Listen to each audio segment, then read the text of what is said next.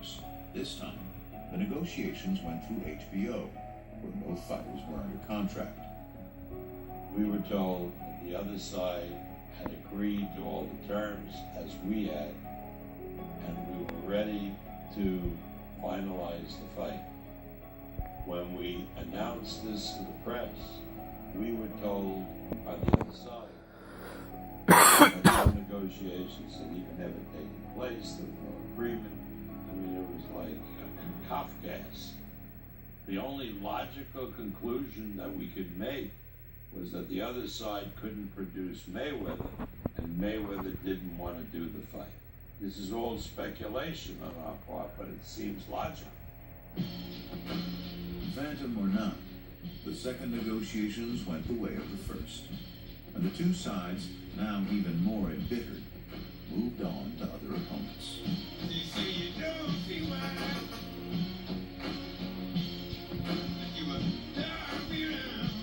I want to say that I think the fight will happen someday when he comes to his senses and so forth, but I don't think he has any senses. I don't think the fight's going to happen because I think he's scared to lose.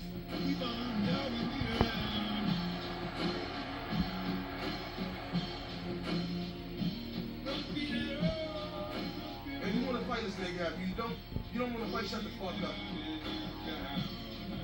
If he's a great athlete, what is he hiding? If we're at the elite level, it should be elite testing.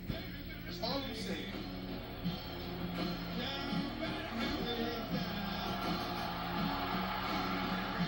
Defend yourself at all times. You never give me a fair shake.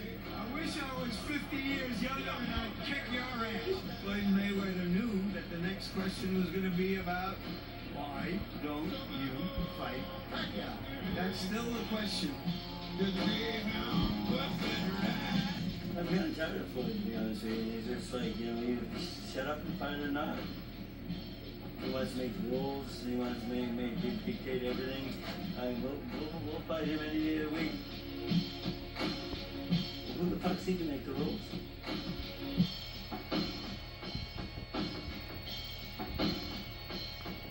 The fight the whole world wants to see. We talk about this every time.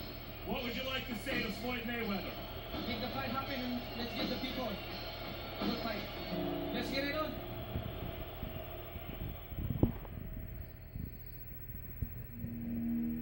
Following Pacquiao's declaration after his win over Juan Manuel Marquez in late 2011, momentum again began to build. And for new HBO Sports president Ken Hirschman, time felt of the essence.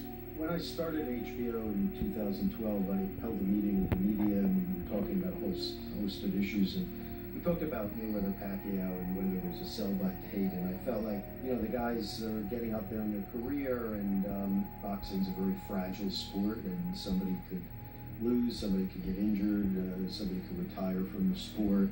This would be the perfect time for that fight to happen. By this point, Pacquiao had given in on all the blood testing demands, putting aside his longtime reluctance to get blood drawn before a bout. But Mayweather's offer had now changed. A flat fee, $40 million, as opposed to a 50-50 split of the fight's revenues. I offered a motherfucker $40 million cash. He told me he won't have to. He won't have. I'm like, I can't afford to get a motherfucker half, man. I work too hard. Well, I was gonna wire him $20 million within 48 hours. You tell me. He want 50-50. I said, shit, you don't want to fight them. We've always conceded, talking with Floyd, that, okay, we'll let him have the lion's share. But you can't give us crumbs either. He made an offer of a flat fee and nothing more. That's crumbs. And then when we narrow the gap on the money, especially in the second and third opportunities we had to discuss with Floyd, something else would come up. With talks going nowhere yet again, Mayweather-Pacquiao fatigue seemed to be setting in.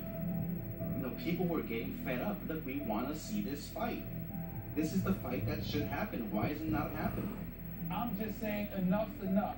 Because when you're hugging everybody and talking about, we want to give the fans what they want to see. Okay, We yes, want to see Mayweather and Stephen Pacquiao. A. And I'm not paying for another Mayweather fight until it's against Pacquiao. Okay. What about the promoters' fatigue? I mean, how would you like to be me to go into a restaurant and 3 or 4 people every time would say to you, when is the fight going to happen? Will the fight happen? I couldn't stand those questions after a while. Because what was I going to say? And it's a blame game.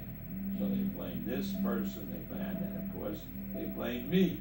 We cannot dismiss the level of acrimony that exists between Floyd Mayweather Jr. and his former promoter, Bob Arum. Why did they blame me? Because there was nobody else left to blame. By that summer, it had gotten even more complicated. While Mayweather remained undefeated, Pacquiao suffered his first loss in 7 years. A controversial decision to Tim Bradley. And I think that is a terrible, bogus decision. In the fall, Pacquiao's defamation lawsuit against Mayweather was finally resolved out of court. But then everything came crashing down on a December night in Las Vegas.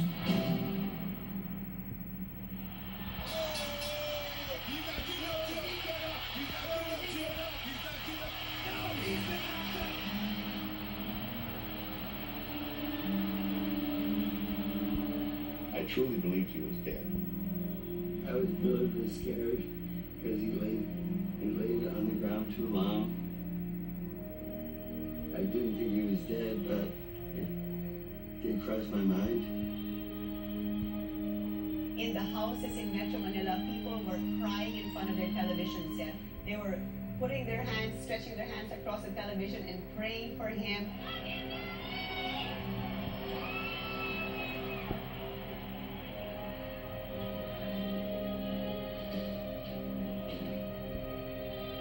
I think the knockout of Pacquiao was stunning enough that there wasn't much discussion of him fighting Mayweather in the immediate aftermath, which in itself was something we hadn't experienced.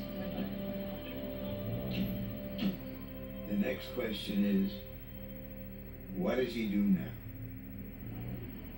Can he come back from this?